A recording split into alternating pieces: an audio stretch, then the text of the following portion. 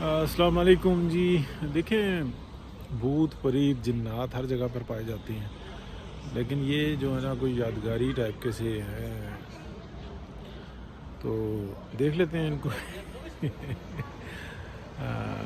बहरहाल बात करते हैं जी। देखें, पाकिस्तान के अंदर जो एक अदालत के अंदर सियासी जंग लड़ी जा रही है और अदालत ने अपने हाथ में लिया हुआ था सारा मामला। मैं हम ख्यालों की बात कर रहा हूँ।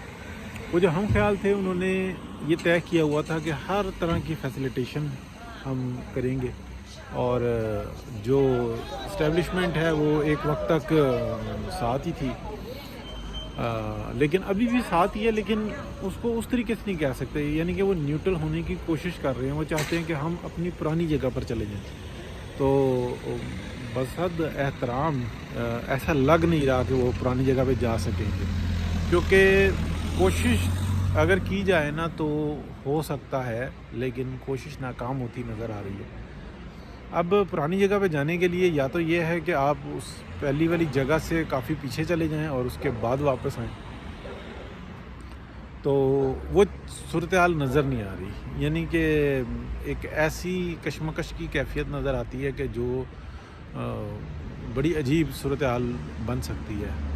वजह यह रही कि जब ये इत्तेहाद बना एक पेज का, तो बसद एहतराम तरीक़ेकार जो उनसे थे ना, वो आपस में शेयर किए गए कि हम किसको कैसे काबू में रखते हैं। और ये प्रोग्राम बना 10 साल और फिर 10 साल और फिर उसके बाद कंटिन्यू रखने का, यानी कि 10 और 10 20 और फिर उसके बाद कंटिन्यू रखने का।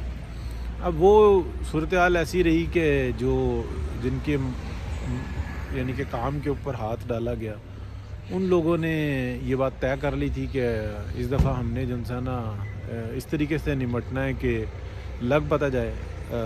बज़ाहिर तो ऐसा था कि वो लेट गए, उनसे उनको काबू कर लिया गया, लेकिन वो लेटे नहीं थे, बल्कि उन्होंने ये तय किया था कि जो ये काम करना चाह रहे हैं इन लोगों को करने दो, और जब ये करेंगे ज़्यादा पुरज़ोर तरीके से तो ख़ुद ही फंस जाएंगे। और वो चीज़ हमें नज़र आई। ये बड़ी एक स्ट्रेटजी थी, यानी कि अपनी पावर को जो सा था वो बचा लिया गया, और जो मकसद था उसको हासिल कर लिया गया। यानी कि अगर आप उसको देखें, 2017 में जिस तरीके से हमें नज़र आता है कि हुकूमत को काबू कर लिया गया और मियां नवाज शरीफ को हटा दिया गया, शाहिद खान अब्बासी वज़ीर आज़म आ गए, और मिफ्ता इस्माइल जो थे वो वज़ीर ख़जाना की हैसियत से आ गए, या मुशीर ख़जाना की। तो वो बड़ा कड़ा वक्त था। उसके अंदर बहुत सारे ऐसे लोग जिनकी इन्वेस्टमेंट थी उनको वे आउट दिया गया, उन्होंने अपनी इन्वेस्टमेंट को सेव कर लिया। वो इन्वेस्टमेंट जो नज़र नहीं आती, बज़ाहिर जो उनसी थी वो नज़र नहीं आती थी, लेकिन होती बड़ी सर्कुलेशन के अंदर बहुत ज़बरदस्त नज़र आती है। अच्छा, ये वो गलती थी कि जहाँ पर बहुत सारे जो सियाने हैं वो ये कहते हैं कि अगर ये ना करते तो बड़ा मामला काबू में आ सकता था। तो उसके बाद हम देखते हैं कि 2017 से 18 तक में जो 95 या आप कह लें कि 105 पे 105 और 100 के दरमियान डॉलर घूम रहा था, वो तकरीबन 120-22 के ऊपर चला जाता है। फिर इंतखाबात होते हैं, फिर उसके बाद जो इंसान इंतखाबात से पहले मैनेजमेंट होती है। मैनेजमेंट के बाद आप कह लें कि हर ज़ोर आवर तरीका हम सबको पता है, लेकिन हम माजरत के साथ मैं ये बात दोहराना चाहूँगा कि हम RTS तक याद रखते हैं कि RTS बंद करके रिज़ल्ट ले लिए गए, लेकिन नहीं, उसके बाद भी सबसे बड़ी कार्रवाई की जो हकीम मोहतरम साबिक चीफ जस्टिस साकिब निसार ने की, कि बस जो रिज़ल्ट आना था आ गया, किसी के ऊपर कोई अपील नहीं सुनी जाएगी, किसी की कोई गिनती नहीं होगी। और तकरीबन 67 कहा जाता है कि मुझे याद पड़ रहा है कि वो सीटें हैं जो MNAs की, जो कि मेंबरान की जो सीटें हैं 67, वो बिल्कुल वाज़े तौर पे अगर उनको दोबारा गिनती की जाए और दोबारा देखा जाए RTS के बावजूद, तो वो PMLN के हिस्से की थी जो कि डाल दी गई। यानी कि वाज़े रिज़ल्ट जो था ना उसको भी पलट दिया गया। RTS के बाद की मैं बात करूँ तो ये एक उनका हथौड़ा था। تو حکیم صاحب نے تو اپنا کام کر دیا، اس کے بعد کی جو ان سے صورتحال تھی وہ اور زبردست تھی، یعنی کہ اتنا رزلٹ آ گیا تھا کہ اپنے آپ کو سیو کر سکے، اسٹریٹجی بنا سکیں. تو میاں محمد نواز شریف نے جو اسٹریٹجی بنائی اور دے کر گئے وہ ایک بڑی زبردست ہے. اچھا، اس کے اندر میں یہ بھی بتاؤں کہ شہباز شریف صاحب اس وقت میں دونوں سیٹوں سے جیتے ہوئے تھے، مرکز اور صوبے کی دونوں سیٹوں سے جیتے ہوئے تھے. تو ان کے پاس آفر تھی کہ آپ ایز اے چیف منسٹر آ سکتے ہیں. تو یہ جو حامد میر صاحب ہیں جو یہ شیئر کرتے ہیں کہ ان کو آفر کی گئی، یہ بات تو بہت پہلے کی تھی، یعنی کہ ان کے انفارمیشن سے میں کہہ رہا ہوں کہ یہ میری انفارمیشن ڈیفرنٹ ہے. تو میری انفارمیشن کے مطابق یہ ہے کہ ان کو چاہ رہے تھے کہ چیف منسٹر لائیں، یعنی کہ شہباز شریف صاحب کو، اور پرائم منسٹر عمران خان ہوں، اور پھر سب کو بےعزت کریں، اتنا بےعزت کریں اور سب کو ایسا ذلیل کریں کہ ڈیموکریسی کے اوپر سے یقین ہی ختم ہو جائے. تو یہ جو حامد میر صاحب دیتے ہیں، یہ میرے حساب سے جو میری معلومات ہیں اس میں یہ انفارمیشن غلط ہے. تو یہ پھر بہرحال آگے معاملہ چلا، اور میاں نواز شریف کا جو فیصلہ تھا وہ بالکل واضح تھا کہ نہیں ہم کریں گے، حکومت نہیں لیں گے ہم، اب جنسن اپنے آپ کو ایک سائڈ پہ کریں گے. لیکن پھر ظلم کے پہاڑ توڑے گئے یوں کہہ لو، اور انہوں نے ثابت قدم ہو گئے کہ بھئی ہم ٹھیک ہے جو بھی زیادتی ہے برداشت کریں گے. لیکن اس دوران میں جو ایک خوش نصیبی کہہ لیں، جو اللہ تعالیٰ کی طرف سے بڑی بلیسنگ تھی PMLN کو، کہ سوشل میڈیا کے اوپر بہت سارے ایکٹیوسٹ آ گئے جن کی معمولی سی بھی کوئی اہمیت نہیں ہوتی تھی کسی دور میں.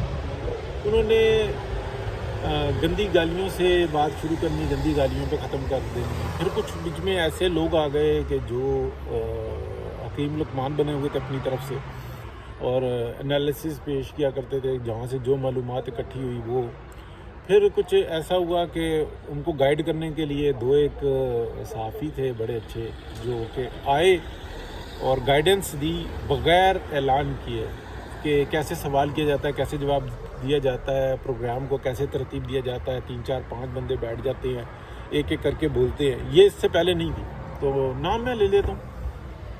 سب سے پہلے تھے جو سوشل میڈیا کے اوپر ایکٹیو لوگ تھے، ان کے ساتھ جو آئے دونوں، یعنی کہ میں نام لے دیتا ہوں، دونوں ایک ساتھ ہی آئے تھے تقریباً. ایک عبدالقیوم صدیقی اور دوسرے رضی دادا. ان لوگوں نے آ کے تو اس بات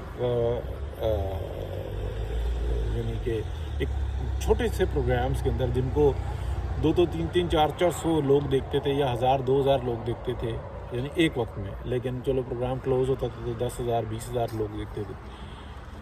تو وہ ان کے پروگرامز میں جانا شروع ہوئے. اس سے پہلے عبدالقیوم صدیقی تو سپریم کورٹ سے جو رپورٹنگ کر رہے تھے اس میں ان کو اعزاز حاصل ہے، یا بڑے پرانے یعنی کہ جو لوگ ہیں ان کے اندر کہہ لیں گے جو سوشل میڈیا کی طاقت کو استعمال کیا.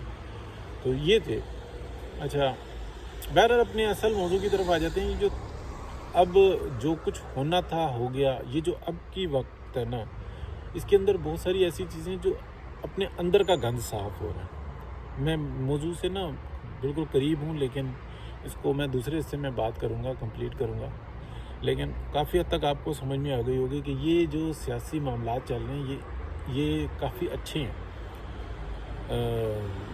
اب جو انسان ہے سب اپنی جگہ پہ جانے کی کوشش کر رہے ہیں. اسٹیبلشمنٹ اپنی سب کا، یعنی کہ جو آج سے 5 7 سال یا 10 سال پہلے کی جو جگہ نا وہاں پہ جانے کی کوشش کر رہی ہے، لیکن اس کو جگہ مل نہیں رہی، بڑی معذرت کے ساتھ. اور جو کورٹس ہیں جو وہ تو بالکل جو انسان اگر قاضی فائز عیسیٰ کے بارے میں جو ہم سنتے ہیں کہ وہ جس طرح کا پروگرام لیے ہوئے ہیں کہ وہ چیف جسٹس بنے تو وہ تمام کورٹس کو آن لائن کر دیں اور سب کو، یعنی کہ سسٹم کو بالکل نیٹ اینڈ کلین کر دیں. ان کا مطلب جو میری معلومات میں ہے وہ بالکل ایسا کوئی ایجنڈا نہیں ہے کہ کسی سے کوئی انتقامی کارروائی ہو، بلکہ وہ یہ ہے کہ انصاف کے اصول کا جو نظام ہے اس کو ترتیب دے دیں ایک دفعہ. اور ایک دفعہ وہ چل پڑا نا تو پھر اس سے پیچھے ہٹنا بہت مشکل ہو جائے گا. پھر جو بھی ہوگا نا تنقید کی زد میں آئے گا. ایک دفعہ نظام بن گیا تو انشاءاللہ جس طریقے کی صورت حال ہے تو لگ رہا ہے کہ بہتری ہوگی.